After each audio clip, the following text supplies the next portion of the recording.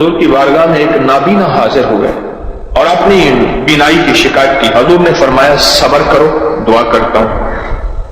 کہنے لگے حضور کوئی ہاتھ پکڑنے والا نہیں ہے, ٹھوکریں کھاتا ہوں, آپ دعا فرما دیں یہ بینائی واپس آ جائے. اچھا, آپ نے فرمایا چلو ایسا کرو وضو کرو اور یہ دعا پڑھو جو دعا میں نے دی ہے. میں نے کئی لوگوں کو بتایا جن کی بینائی ختم ہو گئی تھی, جن کی بینائی تھوڑی ہو گئی تھی, جن کی بینائی ختم ہو رہی تھی, جن کا آنکھوں کا نور ختم ہو گیا تھا. پھر میرا ایک وجدان تھا, اس وجدان پہ میں کامیاب ہوا. میرے دل میں ایک دفعہ ایک بات آئی, میں نے کہا دل کی روشنی جس کی ختم ہو جائے اس کے لیے یہ نسخہ کام کرے گا. حکیم ہونا, حکیم ہم لوگ کیا کرتے ہیں, کہتے ہیں فلاں بیماری کے نسخے نے کام کیا. یہ وظیفہ میں نے آقا کا فرمان سنا, حضور کا فرمان سنا. میرے حضور نے فرمایا آنکھیں نہیں ہیں, صبر کر لو. میں حضور ہاتھ پکڑنے والا کوئی نہیں, ٹھوکریں کھاتا ہوں, آپ کو عنایت فرما دیں. میرے حضور نے یہی نسخہ عنایت فرمایا, یہی وظیفہ, اور اس کی آنکھیں ٹھیک ہو گئیں. میں نے کئی لوگوں کو دیا جن کے دل کی آنکھیں ختم ہو گئی تھی, دل کی روشنی ختم ہو گئی تھی, دل کا نور ختم ہو گیا تھا. مجھے بے شمار نے بتایا کہ ان کا دل کا نور واپس آیا ہے اور دل کی روشنی واپس آئی ہے اور آنکھوں کا سرور واپس آیا ہے. اور اگلے لفظوں میں کیا کہوں, ان کے دل کو کشف شروع ہو گیا ہے اور دل کے اندر نور بھر گیا ہے اور دل کی روشنی ہے.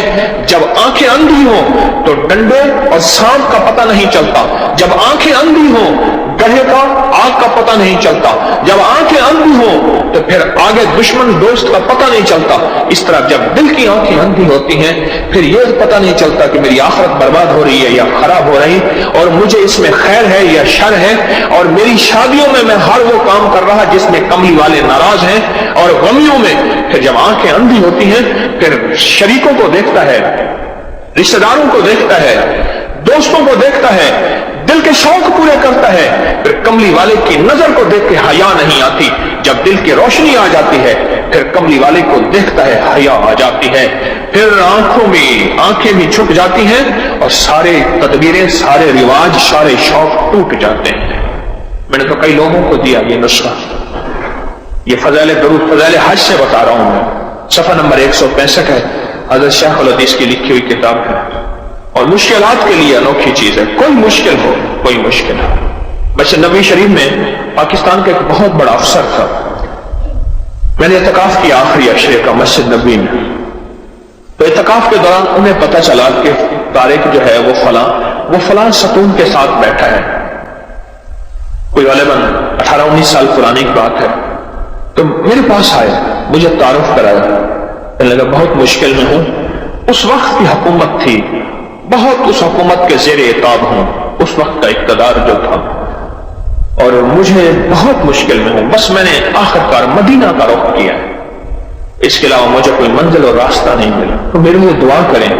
میں نے کہا یہاں حضور کے روضے کی طرف اشارہ کر کے میں نے کہا ان کے ہوتے ہوئے میں دعا کروں, میری کیا اوقات ہے, میری کیا اوقات ہے. ہاں میں آپ کو ایک چیز بتاتا ہوں, میں نے یہ وظیفہ بتایا, کہنے مجھے لکھ کے دے دیں. میں نے لکھا اور یہ دیا, اور میں نے عرض کیا 2 نفل پڑھے اور گڑ گڑا کے یہ دعا مانگے, یا محمد انی اتوجہ بکا, یا محمد انی اتوجہ بکا الی ربک ان تقضی حاجتی. جب لفظ حاجتی بیان کریں تو دل میں اپنی حاجت بیان کریں, اپنا مسئلہ بیان کریں, اپنی مشکل بیان کریں, اپنی الجھن بیان کریں, اپنے مسائل بیان کریں. اللہم انی اسألک واتوجہ الیک بنبینا محمد صلی اللہ علیہ وسلم نبی الرحمہ.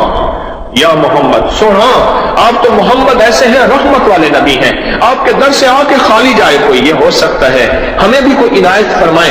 یا محمد انی اتوجہ بک.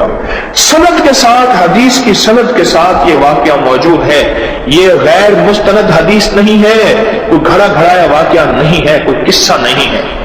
آگے سنیں. وہ نابینا آئے ایسے کہ جیسے ان کی آنکھیں آج تک ضائع ہی نہیں ہوئی تھیں, ایسے ان کی آنکھیں ٹھیک ہوگی. اور اس سے آگے فرمایا کہ علامہ فرماتے ہیں یہ قصہ عثمان بن حنیف کے فہم سے استدلال میں ہے کہ وہ حضور کی خدمت میں حاضر ہوئے، اور یہ صرف ان کے ساتھ مخصوص نہیں سمجھنا چاہیے کہ اس دور کا قصہ تھا، اس دور کا واقعہ تھا، دور گیا واقعہ گیا، نہیں، فرمایا قیامت تک اس کا فیض چلتا رہے گا۔ حضور کے وسیلے سے یہ فیض قیامت تک چلتا رہے گا، اور قیامت تک امت کو یہ نفع ملتا رہے گا۔ مجھے کئی بزرگوں سے اس فیض کی اجازت ہے۔ میں نے ایک دفعہ عمل کیا تھا، شیخ عبدالقدوس گنگوہی رحمۃ اللہ علیہ، بہت بڑی ہستی، صدیوں پرانے گزرے ہیں، میں نے ان کو خواب میں زیارت کی، میں نے ان سے اس عمل کی اجازت مانگی تھی، مجھے انہوں نے اس عمل کی اجازت دی تھی۔ اس ویڈیو کو لائک اور شیئر کریں، اب کریں یوٹیوب چینل کو سبسکرائب کریں اور روزانہ زیادہ سے زیادہ سبسکرائب کروائیں۔ آپ دوسروں کے لیے صدقہ جاریہ بنیں گے، اللہ پہلے آپ کے دکھ ڈالے گا۔ میں نے سورۃ توبہ کی آخری دو آیات لقد جاءکم رسول کے آخر تک، آخری دو آیتیں کو بہت فائدے کچھ بتائے تھے۔ ایک کمال اس کا وہ بتاتا ہوں جس کے اندر حفاظت ہے اور روٹی ہے، رزق ہے۔ اس کا ایک واقعہ عرض کرتا ہوں میں آپ سے، اور وہ سنیے گا غور سے۔ یہ میں محدثین کی روایات کے ساتھ فقہا کی ایک واقعہ بیان کر رہا ہوں، اسی کے ساتھ یہ واقعہ ہے، اسی کا اس کی فضیلت ہے اور اسی کے اندر اس کا فائدہ ہے۔ واقعہ یہ تھا کہ ایک صاحب کہتے ہیں کہ میں بہت مالدار تھا اور میرا بہت بڑا کاروبار تھا، بہت بڑا بزنس تھا۔ میرے پاس ایک باندی آئی، مجھے اس سے بہت محبت ہو گئی، حتیٰ کہ اس کی محبت میں اپنے کاروبار کو بھول گیا، سب کچھ بھول گیا اس کی محبت میں، سب کچھ اتنا بھولا کہ میرا کاروبار آخر آہستہ آہستہ نیچے جانا شروع ہو گیا، اور نیچے جاتے جاتے میری ہر چیز میری ختم ہو گئی، حتیٰ کہ میں گھر کو بیچنے لگ گیا، گھر کی چیزیں اٹھا کے بیچنا شروع کر دیا، پھر حتیٰ کہ وہ بھی ختم ہو گئے اور میں نے گھر کے ملبے کو بیچنا شروع کر دیا، اینٹیں ہیں، فلاں چیزیں ہیں، توڑ کے اتنا میں نے گھر باقی رکھا کہ سر چھپانے کی جگہ رہے۔ زچگی کا وقت تھا، میری بیوی نے مجھے کہا کہیں سے گوشت لے آ، کہیں سے شہد لے آ، کہیں سے آٹا لے آ، میری ضرورت ہے۔ اور میں بیوی کو حسرت کی نظر سے دیکھ رہا تھا، میرے پاس کچھ نہیں تھا، میں اسی کی محبت میں، اسی باندی کی محبت میں، اسی کے عشق میں تو سب کچھ ختم کر بیٹھا تھا۔ میں تو کوئی مانگوں کر لاؤں، اسی میں تو سب کچھ ختم کر بیٹھا تھا۔ پھرتے ہیں میر خار کچھ پوچھتا نہیں، پھرتے ہیں میر خار کچھ پوچھتا نہیں، اس عاشقی میں عزت سادات بھی گئی، سب کچھ ختم۔ پتہ نہیں میرے دل میں کیا ہے، میں گھر سے نکلا گھر سے، اور میرے اندر ایک کیفیت آئی کہ اب اس گھر میں اس وقت تک منہ نہیں کروں گا جب تک کہ میں اپنی بیوی کے لیے کچھ کر نہیں سکوں۔ بس میرے اندر یہ کیفیت آئی اور میں گھر سے نکلا، اور نکلتے میری کوئی منزل نہیں تھی، ایک شہر میں گیا، اس سے اگلے شہر میں گیا، اس سے اگلے شہر میں گیا، اس سے اگلے شہر میں گیا، مہینوں کا سفر کر کے ایک جگہ گیا، ایک جگہ جا کے میں نے مزدوری کرنا شروع کر دی۔ کہا کہ میں ایک مالک کے گھر گیا، اس کا گارا اٹھانا تھا، اینٹیں بنانی تھی، گارے سے اینٹیں بنانی تھی، اس کے گھر کا کام کرنا تھا۔ وہ تھا کوئی درویش، ایسے دیکھ کے مجھے کہنے لگا بیوی کو گوشت، شہد، آٹا تو دے آتا، ایسے چھوڑ کے آ گیا۔ اچھا تیرا اللہ پاک تیری حفاظت کرے گا، تو ایسا کر، تو لقد جاءکم پڑھتا رہنا، تیرے کام بن جائیں گے۔ کہا کہ اس کی بات سے مجھے لگا تو جھٹکا کہ یہ بیوی والا واقعہ، یہ آٹے والا واقعہ، یہ گوشت والا واقعہ تو مجھے پتا ہے، اور میں اپنی بیوی کی ضروریات میں مارا ہوا ہوں اور تھکا ہوا ہوں، اس کو کیسے خبر ہے؟ اس کو تو پتا نہیں۔ اس کی اس بات نے مجھے چونکا دیا، ہلا دیا۔ میں مزدوری کی چلا آیا، پھر میں کبھی کبھی یہ پڑھتا رہتا تھا، اس کی بات یاد آتی تو پڑھتا رہتا تھا۔ سال گزرتے گئے۔ جب سال گزر گئے، ایک روایت میں یہ واقعہ صرف بغیر لقد جاءکم کے ہے، اور ایک روایت حدیث کی نہیں، واقعے کی روایت، ایک روایت میں سورۃ توبہ کے ساتھ ہے۔ حالات گزرتے گئے، دن رات گزرتے، سال گزر گئے، 20 سال گزر گئے۔ اور میں مالدار ہو گیا، بہت مالدار ہو گیا۔ میرے جی میں آیا کہ اپنے باقی زندگی کا وقت اپنے وطن میں جا کے گزاروں۔ بوڑھا ہو گیا تھا، میں آیا تو راستے میں مجھے قزاق ملے، ڈاکو ملے، اور انہوں نے میرا سب کچھ چھین لیا، اور میرے تن کے کپڑے تھے، میرا ہر سب کچھ ختم ہو گیا۔ اب پھر وہی فقیر کا فقیر، خالی کا خالی۔